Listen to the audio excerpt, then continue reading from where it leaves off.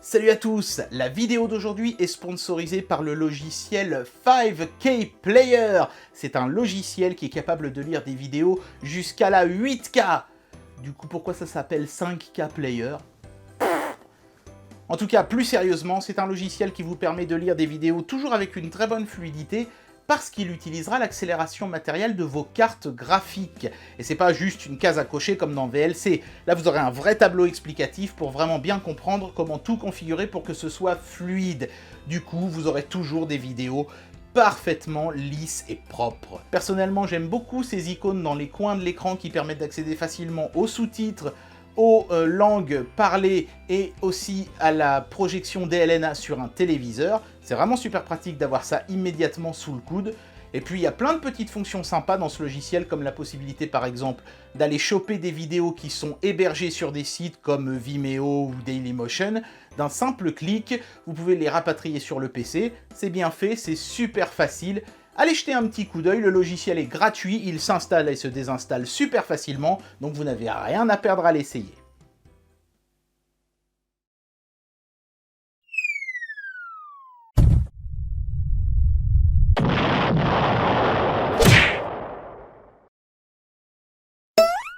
Salut à tous, soyez les bienvenus sur la chaîne qui déboîte. Quand les gens s'achètent un téléviseur, la plupart du temps, ils se contentent d'utiliser les haut-parleurs du dit téléviseur pour écouter le son qui en sort. Ce qui fait qu'ils ont en général, les gens, une superbe qualité d'image, parce que maintenant les téléviseurs ont vraiment des images au top, et un son tout merdique. Ce qui est quand même un petit peu dommage.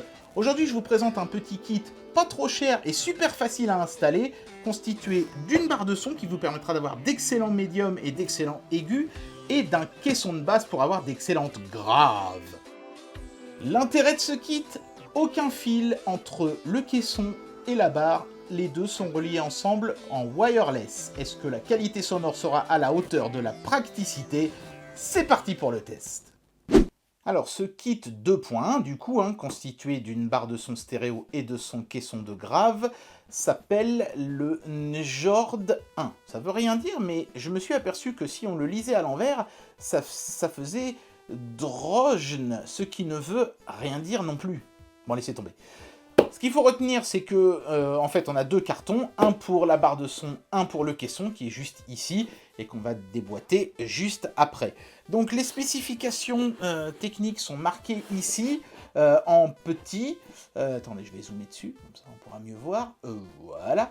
Mais étonnamment, ils mettent pas la puissance de la barre de son en watts. C'est pas marqué, donc tout ce que je peux vous dire, c'est que la distorsion est inférieure à 0,5. Si c'est vrai, ça voudra dire qu'on devrait avoir un son vraiment très propre. Et puis on peut se brancher en auxiliaire, c'est-à-dire avec un câble jack, en optique, en coaxial et en USB. Par contre, dommage, il n'y a pas de pass-through HDMI. C'est un petit peu regrettable, parce que c'est quand même en train de devenir la méthode de transmission de son entre périphériques. Donc voilà, la marque c'est Substambo Incorporated. Allez, on va tout de suite procéder au déboîtage. Ce truc est vraiment très grand et très long, donc ça ne va pas être facile, C'est ce que me disait ma femme aussi. Donc on va procéder au déboîtage par ce côté-là. De toute façon, par un bout, par l'autre, ça revient au même. Donc évidemment, il y a de la mousse de calage. Ils font toujours comme ça. Et ensuite, la barre de son est directement enquillée dans la boîte. Et il y aura un autre bloc de mousse en intermédiaire. Ils en ont même mis deux. Et puis il y en avait certainement un au bout, mais qui a dû rester dans le carton. Voilà, c'est scotché, ça j'adore, parce que c'est super pratique de faire des unboxings quand il y a du scotch partout. Ça va prendre des plombes. Ah, punaise. En plus, on se fout de l'adhésif plein les doigts, c'est formidable. Ça y est, ça vient. Ne sortez pas ces bruitages de leur contexte. Voilà. On y est presque. Allez. Attention, il faut que je manœuvre tout ça. Voilà. Donc, à l'arrière, on va commencer par ça. On voit bien ici l'USB. Alors, je sais pas trop d'ailleurs pourquoi ils ont mis un USB, mais j'imagine que c'est pour mettre des MP3 sur une clé et pouvoir les écouter directement comme ça. Bon, pourquoi pas. On voit bien ici la connectique optique Toslink avec le petit capuchon qui protège contre les poussières et les choses comme ça. le coaxial, l'étiquette elle est en train de se décoller, c'est bizarre, et puis l'auxiliaire, donc pour se brancher en analogique, et la prise pour brancher la barre au secteur. La barre elle est en plastique, mais c'est un plastique vraiment de belle qualité, les finitions sont vraiment sympas, ça fait pas de chip du tout, et les contrôles de la barre sont sur le dessus ici, donc on peut voir les boutons lecture pause, on-off bien sûr, les trucs de base pour régler le volume sonore, etc. C'est évidemment extrêmement simple. Ici, on a des attaches pour fixer, si on le souhaite, la barre au mur. Elles peuvent se dévisser, donc si vous avez envie de mettre ça contre un mur sans être gêné, ce sera possible. Et puis à l'avant ici, on a une belle grille métallique. C'est assez sympa, j'aime bien cet effet un peu radiateur d'avant de voiture, de calandre, là c'est assez sympa. Et ici, on le devine derrière, je ne sais pas si je vais pouvoir vous le montrer, voilà, peut-être comme ça. Il y a un petit afficheur LCD et le récepteur de la télécommande. Et alors maintenant, on va faire le déboîtage du carton du caisson. Il n'y a pas beaucoup plus d'infos que sur la barre de son, hein. Le nom du produit est inscrit ici dans le haut. Et cette fois-ci, ils ont mis les spécifications du caisson uniquement, toujours pas la puissance. On sait combien ça consomme, c'est-à-dire 150 watts, mais on ne sait pas quelle puissance ça restitue au niveau sonore. Il nous affiche toujours cette distorsion de 0,5%. La membrane du caisson de basse fait 5,25 pouces, donc c'est quand même pas mal déjà pour un caisson de basse dans cette catégorie-là. Alors on va procéder au déboîtage, c'est un petit peu plus facile parce que le carton est moins long, vous voyez l'autre carton il est ici. Alors on tombe d'abord sur un premier carton à l'intérieur, puisque vous avez dû remarquer qu'avec la barre on n'avait que la barre, il n'y avait pas les accessoires, ils sont là, on va les regarder dans un instant. Et puis ensuite on a de la mousse et le caisson. Ce que je vais faire c'est que je vais démouler ça en mode flambi, voilà. Hop. Ils sont gentils, ils nous ont encore mis une tonne de scotch. On va le mettre là, le caisson, on va d'abord regarder les petits accessoires. Alors, ils ont été sympas, ils nous ont mis un câble optique Toslink. N'oubliez pas d'enlever les petits embouts caoutchouteux qui sont sur les bouts quand vous manipulez ces câbles-là. Attention, ce sont des câbles de fibre optique, donc ne les pliez pas trop non plus, ils pourraient casser. N'oubliez pas que c'est du verre à l'intérieur de ces fils-là. On a un adaptateur secteur de belle qualité. Voilà. Ok, donc ça c'est pour la barre de son, pas pour le caisson, qui lui se branche directement au secteur en 220 volts. On a un câble jack vers Kinch, que je vais utiliser d'ailleurs pour les besoins du test.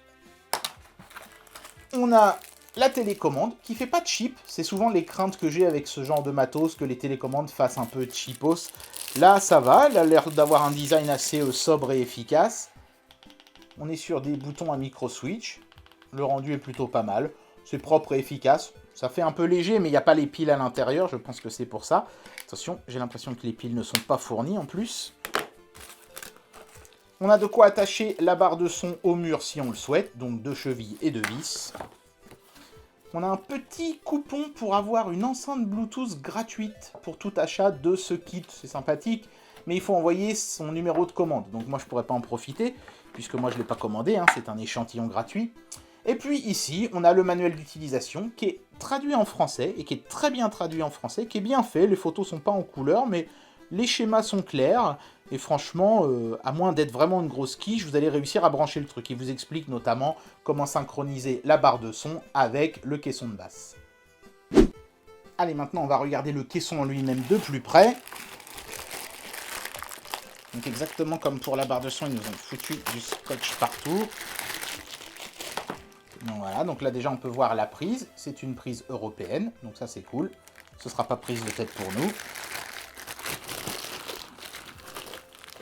C'est pas grave, hein. On va tout déchirer, on s'en fout.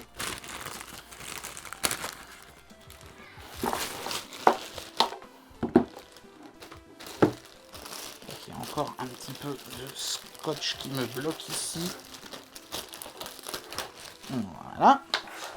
Alors le caisson est plutôt élégant, je le trouve assez chouette. Hein, on voit bien ici le tissu acoustique avec derrière donc la membrane. Je ne sais pas si on peut l'enlever ce tissu acoustique, peut-être que oui, mais ça m'a pas l'air d'être prévu de base. Peut-être que ça s'en va si on le sacrifie, on le déchire, mais bon, on peut pas commencer à faire ça.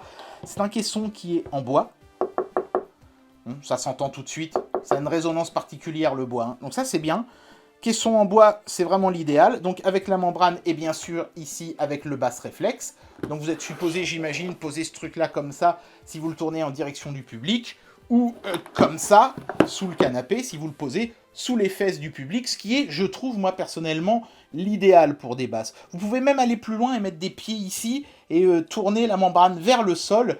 Je pense que c'est encore mieux, mais malheureusement, là, les pieds ne sont pas fournis. Il faudra aller en acheter quelques-uns chez Bricoman. Donc là, vraiment, c'est réduit à son strict minimum, hein, ici, derrière. On a un bouton on-off, voilà, puisque le transfo est intégré dans le caisson. C'est la plupart du temps toujours le cas dans les caissons de basse. Et puis, ici, on a un petit bouton pour faire l'appairage avec la barre de son. Et il y a une petite LED qui nous permet de savoir si l'appairage s'est fait avec succès ou pas. C'est vraiment super simple. On branche la barre, ensuite on branche le caisson, on l'allume, on appuie sur ce bouton-là, et c'est supposé marcher. On va voir ça, on va tester. Hein. Et voilà, donc le principe de fonctionnement du système est très simple. Hein. On branche la barre de son, on branche le caisson, on allume le caisson derrière, on appuie sur le bouton 5, ça clignote en bleu quelques secondes, et puis quand ça se met fixe en rouge, c'est que c'est fonctionnel. Ici, vous voyez de marquer auxiliaire, hein, on choisit directement les sources. Ici, il y a 4 boutons, une pour chaque source. Ça, c'est bien parce que souvent, ils se contentent de mettre un bouton source, puis il faut appuyer 15 fois pour avoir la bonne source. Là, d'un seul coup, tac, je me mets en Bluetooth. D'un seul coup, tac, je me mets en optique. Si je veux me remettre en auxiliaire, boum, je n'ai pas besoin de passer par coax. Donc ça, c'est vraiment très pratique. Bon, après, le reste, c'est simple, hein, lecture pause et les trucs comme ça, rien de vraiment folichon. On peut néanmoins régler séparément les basses et les aigus avec les boutons qui se trouvent ici, dans le flou pour le moment, voilà.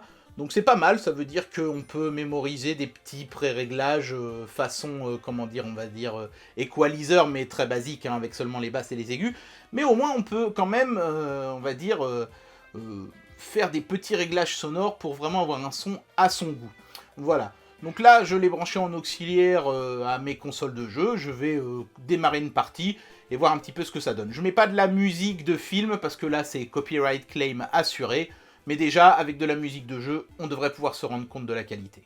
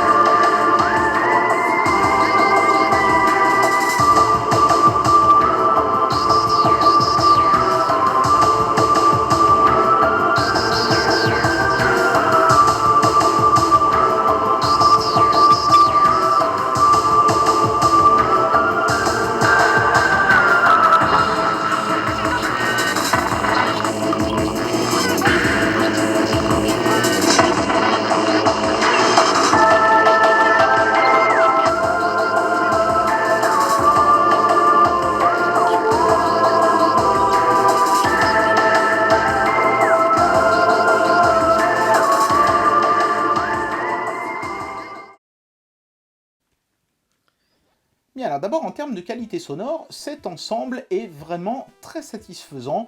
On ne sera pas évidemment à la hauteur d'un vrai kit home cinéma avec le vrai gros ampli home cinéma. C'est bien normal, hein. Ici les amplis ils sont tout petits et ils sont dans les deux modules séparés. Donc on ne pouvait pas évidemment rivaliser avec un vrai système audio. Mais c'est pas le but, hein. Le but c'est de considérablement augmenter la qualité sonore d'un téléviseur seul. Et pour ça, il n'y a pas photo, l'objectif est parfaitement rempli. Ce système est capable de produire des basses profondes. Le caisson en bois est vraiment qualitatif, ça c'est le gros plus. Je suis peut-être un petit peu moins bluffé par l'enceinte qui sort un son propre, mais sans vraiment être bluffant non plus. Mais on est quand même sur du très satisfaisant et du bien meilleur que ce qu'un téléviseur seul serait capable de faire. Donc à ce niveau-là, l'objectif est parfaitement rempli. Après, pour ce genre de kit plutôt bon marché, hein, comparé à un vrai système audio évidemment, le diable se trouve dans les détails. Donc c'est là-dessus que je vais me concentrer. Un détail tout bête, par exemple, sur ma barre de son actuelle que j'utilise dans mon salon, parce que pour mon home cinéma, évidemment, j'utilise un vrai système, j'ai un souci qui m'agace énormément, c'est que quand j'allume ma barre de son, elle se remet toujours sur la source par défaut, c'est-à-dire le Bluetooth. Et je dois à chaque fois prendre ma télécommande et appuyer sur source autant de fois que nécessaire pour avoir la sortie optique. C'est pénible, il faut le faire à chaque fois qu'on allume le système, c'est extrêmement chiant. Ce système n'est pas atteint par ce syndrome. Si je me mets sur Optical avec la télécommande, si j'éteins le truc et même si je le débranche complètement du secteur, le lendemain en le rebranchant, je serai toujours sur Optic. Donc c'est un produit qui a été bien conçu, en plus on peut faire des petits réglages fins, bon c'est pas transcendant non plus, hein, ça reste quand même assez basique, on règle les basses et les aigus, mais on a quelques petits modes préenregistrés, c'est plutôt pas mal, donc ça correspondra je pense à tous les usages, et pour les gens qui veulent pas se prendre la tête, il n'y a pas besoin de tirer un fil entre le caisson et la barre, donc voilà, c'est ce que je retiendrai de cet objet, c'est un kit pour ceux qui veulent pas se prendre la tête et avoir une bien meilleure qualité sonore qu'avec leur téléviseur. Comme on n'est pas non plus sur un truc transcendant, je vais lui mettre la note de 4.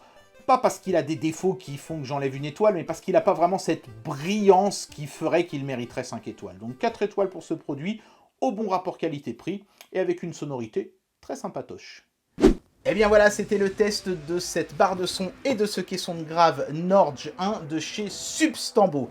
N'oubliez jamais que dans audiovisuel, audio se trouve avant visuel, donc ne négligez jamais la qualité sonore. C'est une erreur que j'ai faite.